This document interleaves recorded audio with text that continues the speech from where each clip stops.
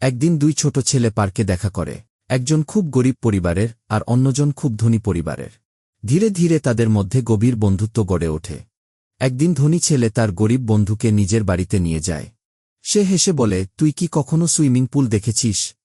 দেখ, আমাদের বাড়িতে কত বড় সুইমিং পুল আছে। আর আমার ঘর দেখ, এখানে কখনো গরম লাগে না, পুরো বাড়ি শীতাতপ নিয়ন্ত্রিত।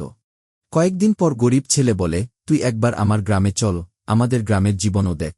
ধনী ছেলে তার বন্ধুর সাথে গ্রামে যায়। সারা দিন গ্রাম্য জীবনের সাথে পরিচিত হয়। পরের দিন সে বাড়ি ফিরে এলে তার বাবা জিজ্ঞেস করলেন, কিরে, গ্রামে খুব কষ্ট হয়েছে তো? কেমন লাগল? ছেলে উত্তর দিল, না বাবা, আমি উপলব্ধি করেছি, আসলে আমরা খুব গরিব। বাবা অবাক হয়ে জিজ্ঞেস করলেন, কেন এমন বলছিস?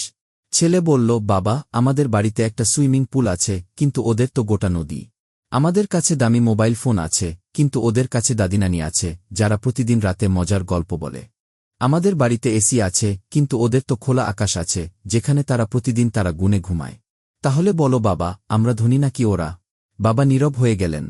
বন্ধুরা, আজকের প্রজন্ম হয়তো এই সুখের মূল্য বুঝতে পারবে না।